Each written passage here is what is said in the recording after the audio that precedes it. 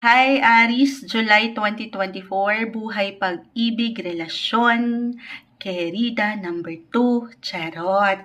Hindi, kuha tayo ng ilang messages para sa inyo, para sa bagong buwan na ito. Ito yung madalas kong nare-receive about love. Okay, buwan ng Hulyo. Anong maiwan natin para sa mga Aries ngayong bagong buwan? Love messages po. Anong gabay, mensaheng gabay para sa mga Aries sa taong nakikinig ngayon? Message para sa mga Aries, July 2024. Will be straightforward lang po, hopefully, sa reading natin. Aries, July 2024. Ayan. Uy. Okay. The King of Swords and the Seven of Cups. I know hindi ko na ipapakita po sa live. Tayo po ay live na live ngayon sa YT. Sige, sumasama tong dalawa pa rito. Ace and Queen of Pentacles. Kunin na natin. Okay, pero sa shuffle natin mabuti, medyo struggle lang po kasi andito yung tab, andito yung camera, andito, ang laki ni Moncha, hindi kasha. Pero, Aries. Love messages, andito, Ace, Seven of Cups, meron kayong choices, merong options. Umaangat yung love opportunity. Single ka pa man or attached, umaangat ang inyong charisma. Queen and King of Swords. So, andito yung, kumbaga kayo yung mga King and Queen of Hearts. Ganun. Hindi. Okay, unahin natin, well, sabi ko nga, regardless of your relationship status, pero umangat dito yung pagiging provider nyo. Okay? Kung kayo man ngayon na halimbawa, single parent or breadwinners, kayo itong higit na nagbibigay. Maybe isang message lang din ito for some of you Aries. Now, why not? Bilang andito, nag-iinit yung charisma nyo, yung dating nyo, yung inyong aura. Physically, emotionally, mentally, I feel that you are ready naman. Pero, as an Aries, may pagkakataon na nagiging aggressive. I mean, nagpapabigla-bigla or nagiging impulsive sa sitwasyon. Merong options, ayan, sumasang-ayon ng eroplano. Patuloy na merong movements, may kumbaga, lipad, hindi. Ariba, hindi. Kumbaga, level up yung relationship ngayon. Or level up na itong new person ngayon. Yes, guys, could be someone new, merong umangat na new. At madami, mahaba ang inyong mga hairs. Kaya naiiwan ko na yung inyong charisma ay umangat.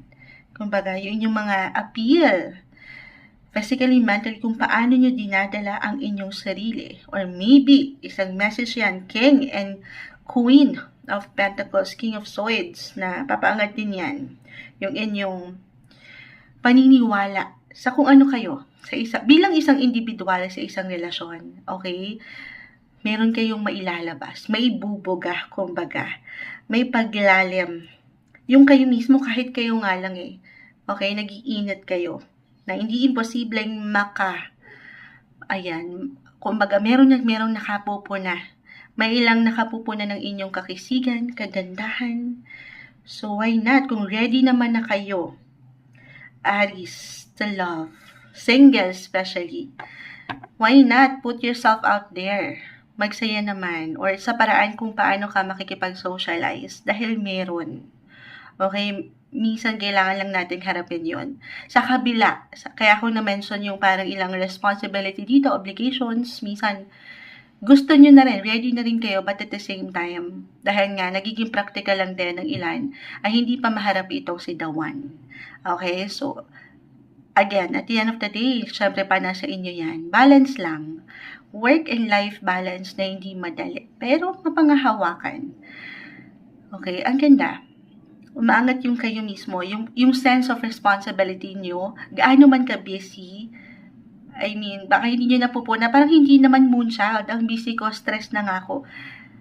Paano pa tayo kikinang? Pero may pag-bloom akong nakikita. Glowing ang inyong mga aura. Okay? So, merong someone dito talaga umaangat na, kung nasa na kayo, isang relasyon na kayo, isang indikasyon ito na marami pa kayong pwedeng gawin together. Okay, spend quality time with your partner. Lalong may pag-increase talaga ng init, naghahanap ng affection. Reversal din tayo every time. So, sabi ko nga, king and queen ay narito. So, maaaring hanapin nyo ang isa't isa para bumuo ng mga bagong memories together. Okay, kuha tayo ng words pa dito of advice para sa mga Aries. Sa taong nakikinig ngayon, Aries. Okay. Uy. Ito hindi kailangan yung pinaka-word agad. Family healing issues. And very soon. Okay. Na-mention ko kasi yung pagiging provider, yung sense of responsibility. Okay.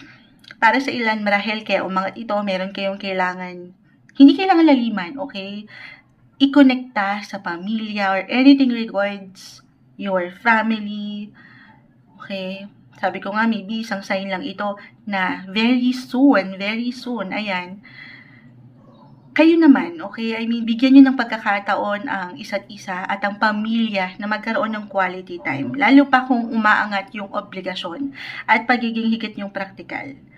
Pero ang ganda, may pag-heal. Okay, merong healing, may mga bago pa. May mga pagbabago pa. Patungo sa mas ikalalalim ng inyong koneksyon o relasyon. Your love life benefits as you forgive your parents. Hindi kailangan yung pinaka-word. Tayo po ay general reading. Or as you forgive your partner. Or as you forgive yourself. And your, loved ones, very soon. Kung magiging klaro lang din kayo sa inyong intensyon, decide what you want so that it comes to you now. So, kung andito pa lang kayo sa stage ng pagpaplano kung paano nyo mapapalalim ang koneksyon, gawin yun. Ang dami, 7 of Cups. Marami pang pwedeng marating at pwedeng ikalalim ang relasyong ito. May pag-bloom, may pag-spark ng inyong mga love life ngayong July 2024, Aries.